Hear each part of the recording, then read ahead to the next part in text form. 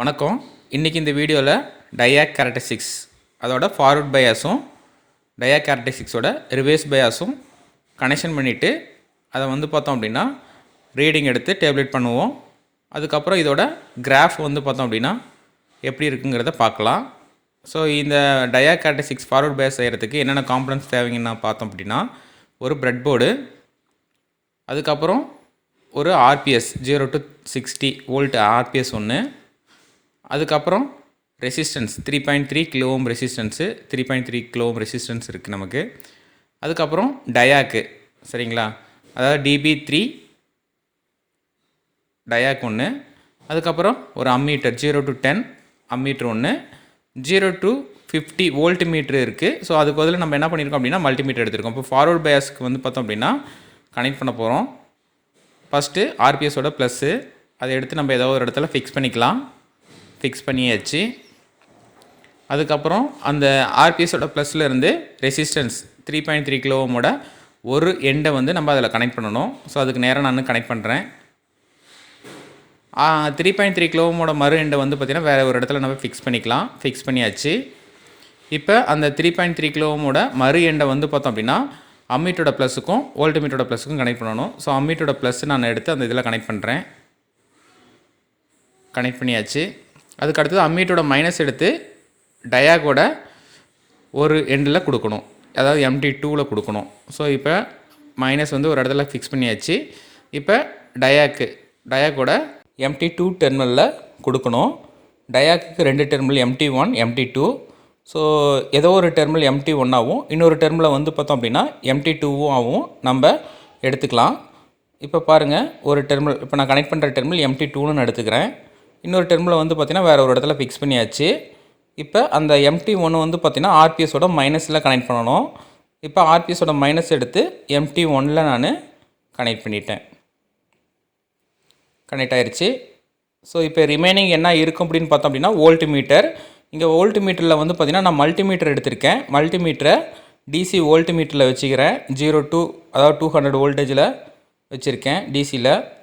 இப்போ அந்த வோல்ட் மீட்டரோட அதாவது மல்டிமீட்டரோட பாசிட்டிவ் டெர்மினல் எடுத்து அம்மீட்டரோட ப்ளஸ் அல்லது அந்த 3.3 கிலோ ஓமோட ஒரு பக்கத்தில் கனெக்ட் பண்ணிக்கலாம். இது பார்த்திங்கன்னா நெகட்டிவ் டெர்மினல் எடுத்து, அதாவது ஆர்பிஎஸோட நெகட்டிவ் MT1 கனெக்ட் ஆகிருக்கிற அந்த இடத்துல நம்ம கனெக்ட் பண்ணிக்கலாம். ஸோ இப்போ சர்க்யூட் பார்த்தோன்னா கனெக்ட் பண்ணியாச்சு. பாருங்கள், செக் பண்ணி பார்க்கலாம். ஆர்பிஎஸோட ப்ளஸ்ஸு, அதாவது ஆர்பிஎஸோட ப்ளஸ் எடுத்து ஒரு இடத்துல ஃபிக்ஸ் பண்ணியாச்சு. அங்கேருந்து 3.3 கிலோ ஓம் போட்டு 3.3 கிலோ ஓமோட இன்னொரு எண்டு பார்த்தோம் அப்படின்னா அம்மீட்டரோட ப்ளஸ்ஸுக்கு போகுது.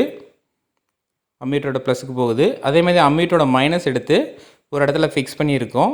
பாருங்கள், அம்மீட்டரோட மைனஸ் ஒரு இடத்துல ஃபிக்ஸ் பண்ணி அது டயாக்கோட MT2 டெர்மினலில் கனெக்ட் ஆகிருக்கு. MT1 அதேமாதிரி பார்த்தோம் அப்படின்னா ஆர்பிஎஸோட மைனஸில் கனெக்ட் ஆகிருக்கு.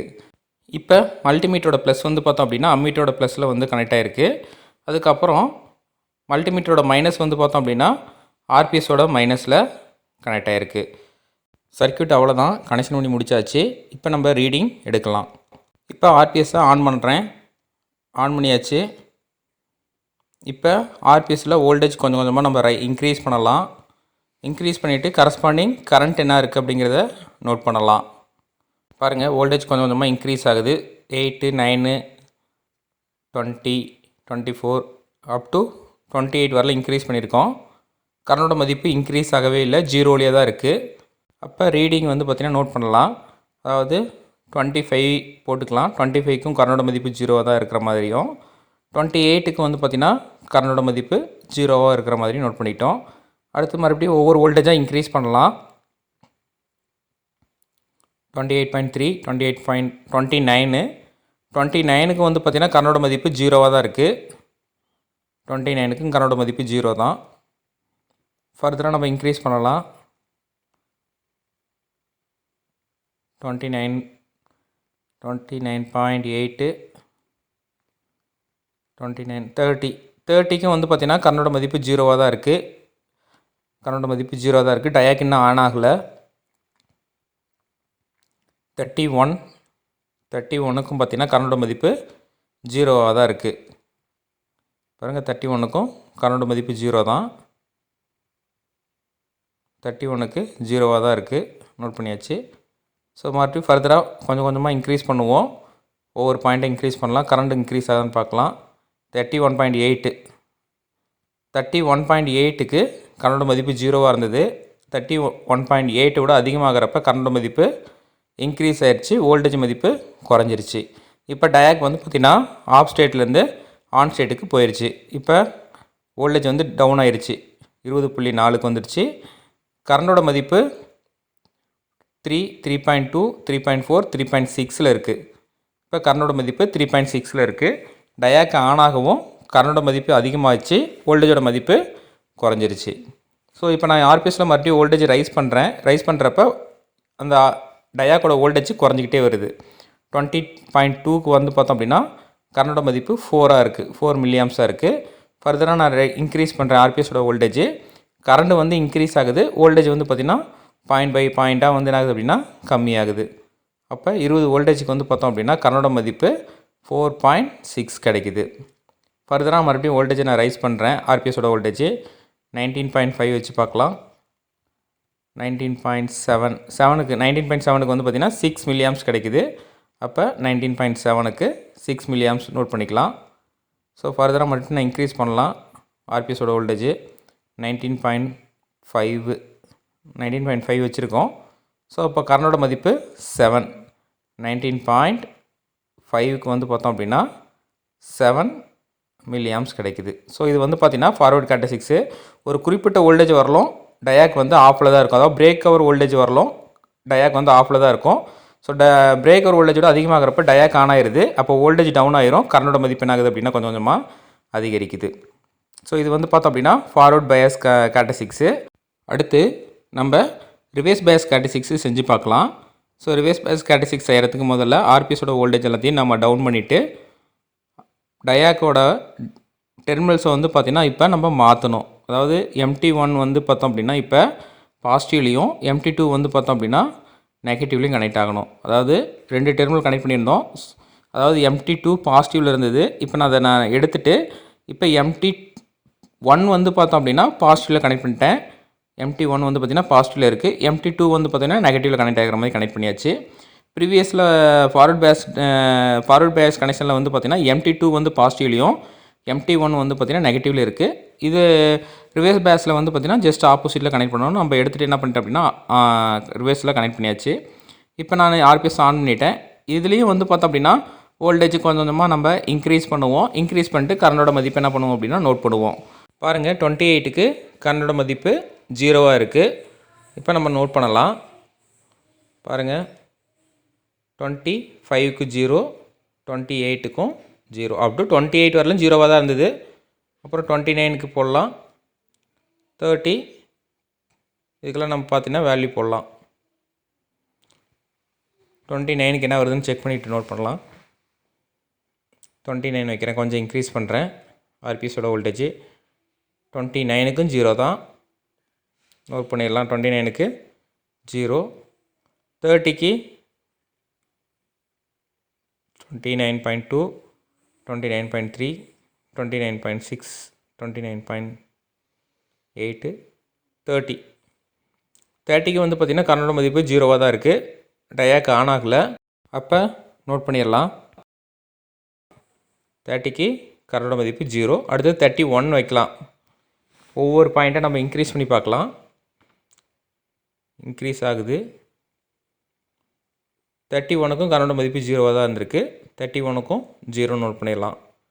அடுத்தது ஒவ்வொரு பாயிண்ட்டை நம்ம இன்க்ரீஸ் பண்ணலாம். 31.1, 2, 5, 6, 8, 32க்கும் பார்த்தீங்கன்னா 32க்கு 0வாக இருந்தது. அதுக்கப்புறம் கரண்டோட மதிப்பு என்ன ஆயிடுச்சு அப்படின்னா இன்க்ரீஸ் ஆயிடுச்சு. 32க்கு 0, அதுக்கப்புறம் கரண்டோட மதிப்பு இன்க்ரீஸ் ஆச்சு, வோல்டேஜ் மதிப்பு டவுன் ஆயிடுச்சு. அதாவது வோல்டேஜ் வந்து பார்த்திங்கன்னா 20.3ல் இருக்குது. கரண்டோட மதிப்பு 20.3 இருக்குது. இது கரண்டோட மதிப்பு வந்து பார்த்திங்கன்னா 3.2, 3.4, 3.6, 3.7, 3.7ல் இருக்குது. மறுபடியும் ஆர்பிஎஸோட வோல்டேஜ் நம்ம இன்க்ரீஸ் பண்ணி இன்னும் 2-3 ரீடிங் நம்ம எடுத்துக்கலாம்.